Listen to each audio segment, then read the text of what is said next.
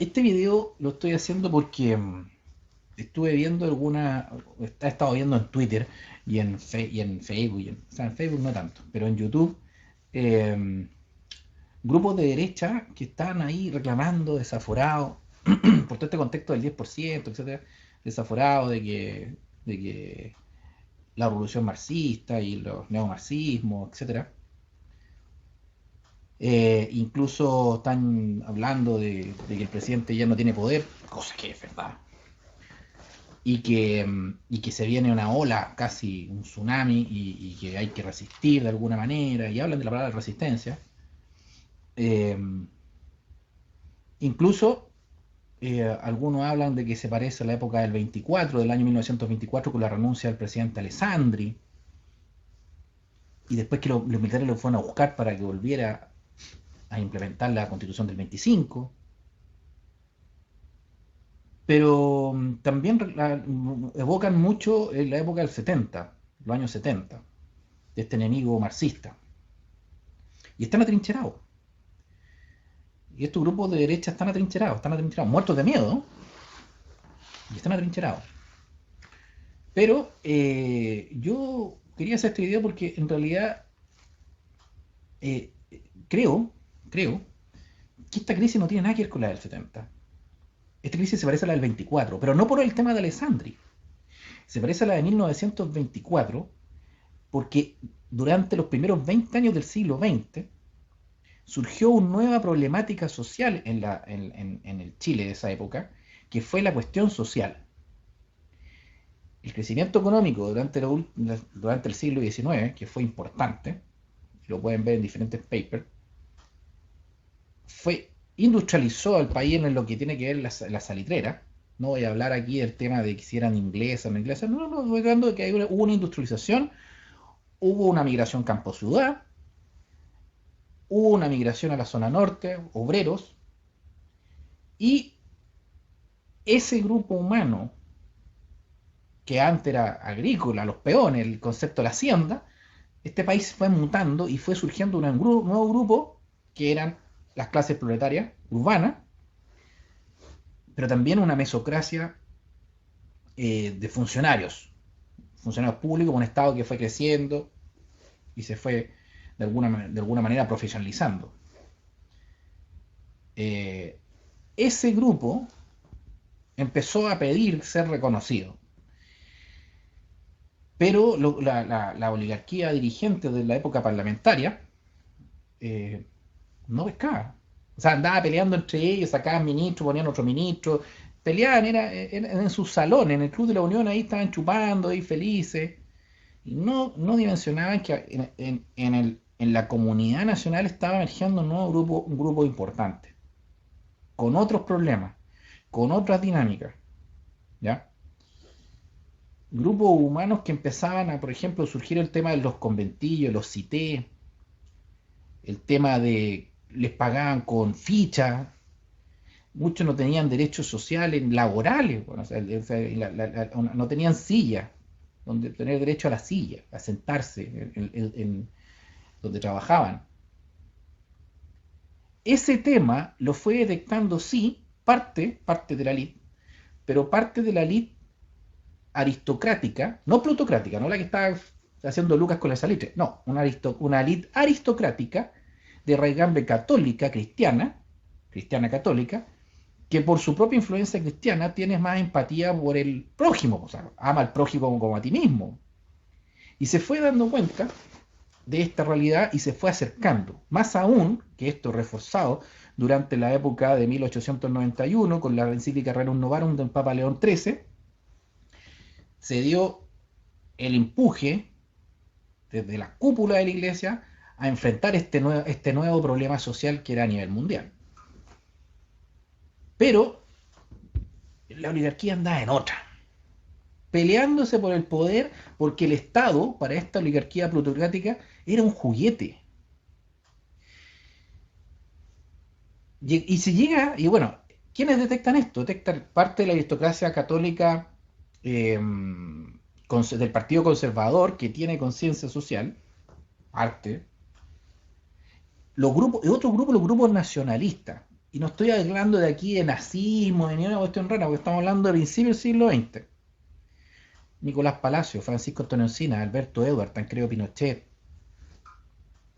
se me fue el nombre.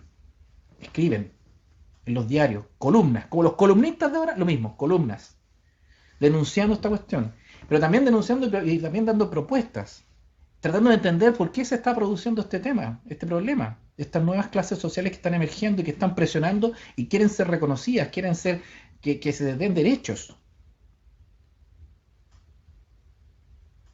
Aquí no había todavía socialismo ni marxismo, socialismo y comunismo marxista, que recién empiezan a aprender en Chile a los años 20, 30. Recordemos que el marxismo es del año 48, 1848, y el tema de la revolución bolchevique es del año 1917, o sea, llegan esa idea a Chile en los años 20, 30. Había un proto-socialismo que estaba principalmente en grupos radicales, etcétera, y que se fueron yendo cuando llegan estas ideas marxistas, socialismo y comunismo, se empiezan a ir, y es lo que empieza a llamarse la izquierda.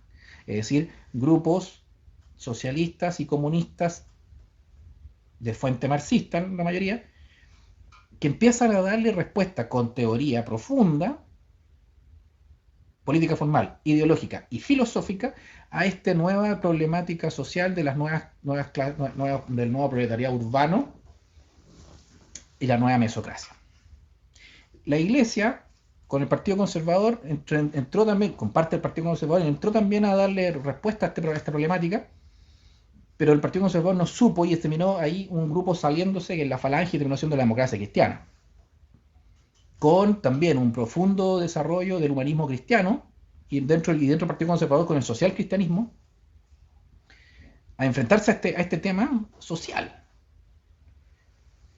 Y lo que quedó, y los grupos nacionalistas, como decía, siguieron teorizando y bajaron también al plano político, pero fueron masacrados en 1938 y eliminados del sistema. O sea, los masacraron. Entonces quedaron dos grandes grupos representando esta nueva clase emergente. O grupo emergente entre proletario y mesocracia. Y grupos mesocráticos. Clases medias, por decirse. No es clase media, pero un grupo conservador cristiano, democracia cristiana, y parte de una derecha social cristiana, y grupos socialistas y comunistas de raigambre marxista, que después son influidos por la Revolución Cubana, etcétera, etcétera. Pero ¿quién representaba esas nuevas clases sociales? Empezó a producirse una hegemonía por parte de los grupos socialistas y comunistas representando al pueblo que termina en el reventón del año 70, porque el marxismo tiene una raíz totalmente materialista, atea, etcétera, y todo el resto del país, y desde la democracia cristiana al otro extremo, hasta los grupos conservadores de derecha, conservadores y liberales, son grupos de raigambre cristiana. Entonces, en los años 70, o sea, este problema no fue solucionado. Solamente durante los años 20, 30 se banderizan grupos socialistas, comunistas y radicales, defendemos al pueblo, a estas nuevas clases emergentes. Los nacionalistas quedaron out y terminan algunos fusionándose con los partidos liberal y conservador y Partido Nacional en los años 60, por ejemplo. Una democracia cristiana, cristianos preocupados por los temas sociales, otra bandera, otros representantes de este grupo, y una derecha que representaba no a estos grupos emergentes, sino que a la élite privilegiada económico-política. ¿Por qué? Porque esta derecha, al no tener ningún discurso, no tener ningún desarrollo intelectual para enfrentarse a esta nueva realidad, llegó tarde, no fue capaz de enfrentarse a este problema, de entenderlo, darle una respuesta doctrinal, etc. No, lo único que salió de ahí fue la democracia cristiana. Y en los años 70, al ver que esta hegemonía marxista se fue cooptando casi todo y se volvió efervescente, y nuevamente estas nuevas clases populares que no mejoraron mucho su situación material desde los años 30 a los años 70. Hay unos videos re interesantes de los años 60 ahí en YouTube donde se ve cómo se vivía en los campos incluso. Nuevamente empezaron a a emerger los conflictos sociales, pero ahora ya venía con una fuerte doctrina marxista, cosa que en los años 20 no. No estaba el conflicto ideológico. En los años 70 sí. Entonces en la crisis del 70 sí, obviamente que hay dos visiones de mundo. Había un enemigo. O sea, la derecha tenía un enemigo, claro. Y el marxismo tenía un enemigo, claro. Pero después de eso, ya llega el gobierno militar dice, ¿sabes qué? Vamos a solucionar esta cuestión de alguna manera porque no podemos tener el germen de la división social internamente. Y si tenemos clases proletarias o medias eh, que necesitan un mayor bienestar material, bueno, vamos a desarrollar la economía para que esas clases tengan una mejor situación económica, lo cual va a evitar que la fuente disgregadora, que sería el marxismo, entre nuevamente. Y lo otro, vamos a sacar la política, porque la política nos divide. Con esos dos principios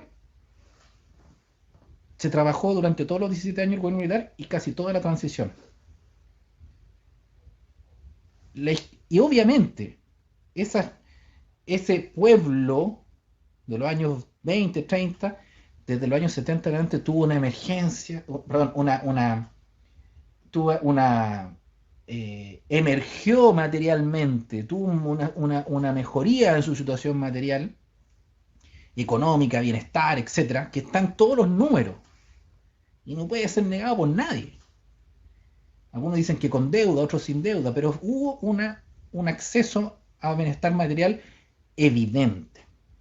Es decir, esas clases recién empezaron a tener lo que estaban pidiendo, bienestar material.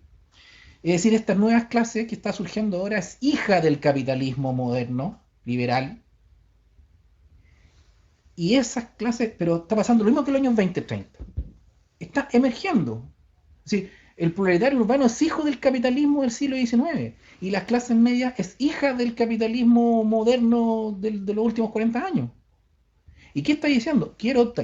Me gusta el bienestar material, pero también quiero algo, quiero ser escuchado, quiero ser representado, quiero que no me engañen, quiero sentirme partícipe de un proyecto común. Quiero el materialismo egoísta competitivo, pero también quiero humanismo, quiero empatía, quiero solidaridad, quiero amistad social. Quiero las dos cosas. Difícil, pero quiero las dos cosas.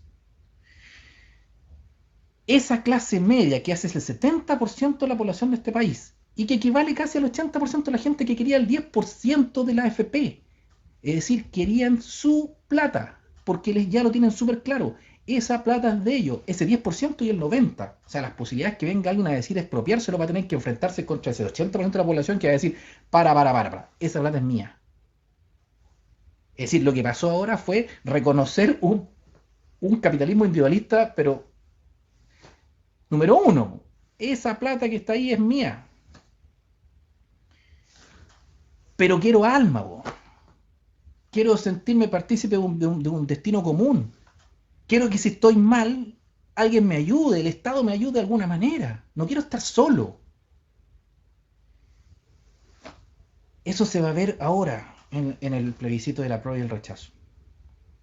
Entonces a esa derecha que se atrinchera y que está viendo enemigos marxistas, neomarxistas, etc., que puede haber una revolución molecular, puede haber una revolución dirigida desde el extranjero por grupos globalizantes frente a la patria, puede haber, pero tú no te puedes enfrentar a esos adversarios si no tienes cohesión social, no tienes a esa clase media que se sienta partícipe del destino común.